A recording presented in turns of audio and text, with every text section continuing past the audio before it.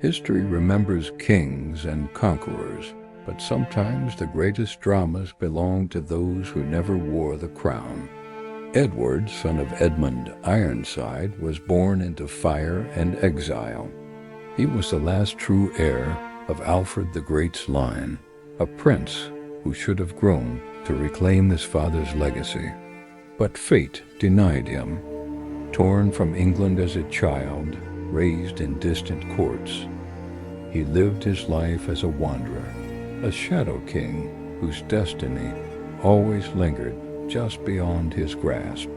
When at last he was called home after 40 years in exile, the crown seemed almost within reach.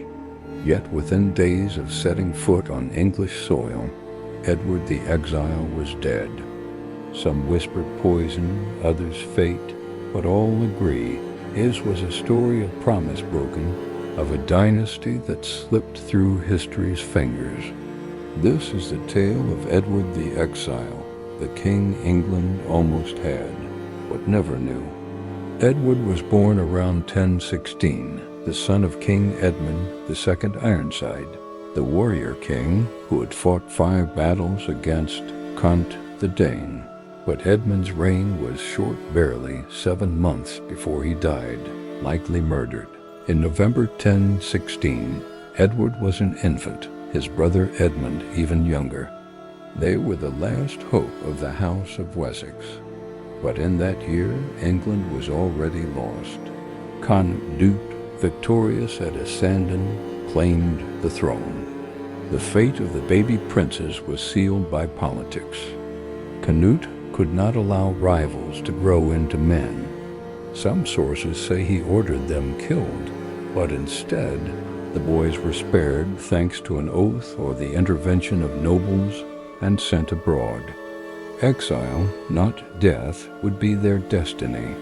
Thus Edward, before he could even walk, was torn from his father's kingdom and cast adrift into the storm of Europe. The 2 boys were first sent to the court of Olaf Skekkonung, king of Sweden. Perhaps Canute hoped they would quietly disappear there, or that their claim would wither in obscurity. But the Swedish king, unwilling to shed innocent blood, passed them on to safety. From Sweden, the exiled princes traveled eastward. Some chronicles place them in Kiev and Rus, under the protection of Grand Prince Yaroslav the Wise, a powerful ruler who often sheltered displaced royals from across Europe.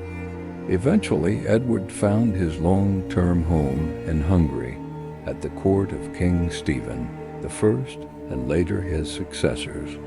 There, in the heart of Central Europe, Edward grew into manhood far from the land he was born to rule. His youth was shaped not by English halls and Anglo-Saxon customs, but by the mix of Slavic, Hungarian, and Byzantine influences. He became a European prince, a man of languages, diplomacy, and foreign courts. Yet within him always burned the knowledge that he was the son of a king, and that England, his birthright, was lost. In Hungary, Edward married a noblewoman named Agatha, whose origins remain a mystery debated by historians. Some claim she was kin to the German imperial family. Others say she was related to the princes of Kiev and Rus. Whoever she was, she brought Edward both status and children. They had 3 known offspring: Margaret, later St. Margaret of Scotland, who would marry Malcolm III of Scotland and become the revered mother of Scottish kings; Christina, who became a nun in England; Edgar Theling, Edward's only son, who would one day be named King of England, though never crowned. Thus, even in exile, the bloodline of Alfred the Great endured, spreading its roots into Scotland and beyond. While Edward lived his life abroad, England's fate twisted and turned. Canute ruled until 1035, then his sons Harold Harefoot and Harthacnut reigned briefly, both dying without heirs. Finally, in 1042, the throne returned to the House of Wessex, through Edward the Confessor, son of Tellard the Unready and half-brother to Edward the Exile's father. But Edward the Confessor was childless. As the years passed, it became clear that England faced a looming succession crisis. Who would inherit the throne when the Confessor died?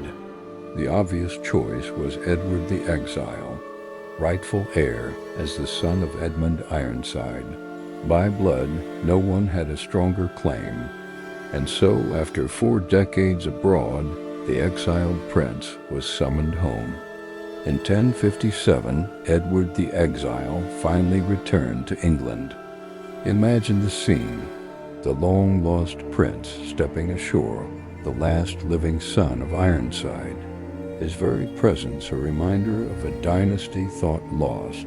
For the English people, weary of Danish and Norman influence, it must have felt like a chance for renewal. But fate is merciless. Within days, perhaps weeks of his arrival, Edward was dead. The cause is uncertain. Some chronicles suggest natural illness, others whisper treachery. Many point to Harold Godwinson, the powerful earl who stood closest to the throne, as having motive to remove the rival claimant. Whether by poison or sudden sickness, Edward's life was cut short before he could even meet the king or be formally recognized. He had survived exile, foreign courts, and 40 years in waiting only to die on the threshold of destiny. Edward never wore the crown, but his bloodline shaped the future of Britain. His daughter Margaret became Queen of Scotland, Mother of Kings, and was canonized as a saint. Through her, the English royal bloodline mingled with the Scottish, eventually returning to the English throne centuries later. His son Edgar Theling was chosen king by the Witan after the death of Harold at Hastings in 1066. Though never crowned, Edgar remained the symbol of Anglo-Saxon resistance against William the Conqueror. Thus Edward, the forgotten prince, was the father of saints and would-be kings. His life, though seemingly wasted in exile, became the bridge between the old dynasty of Alfred the Great and the future dynasties that ruled after the Norman Conquest. Edward's story is one of the most poignant in Anglo-Saxon history. He was born a king's son, but grew up as a refugee. He was the rightful heir, but lived as a stranger in foreign lands. He was called home at last, but died before his time. His epithet, the Exile, is both his curse and his legacy. Unlike his father Ironside, who died in battle, or his cousin the Confessor, who ruled in peace, Edward lived in the shadows, remembered not for what he did, but for what might have been. And yet, through his children, his blood endured. Though Edward never sat on the throne, the pulse of his line flowed on through Scotland, through saints, through the dream of a crown lost and never regained. Edward the Exile, the king England almost had,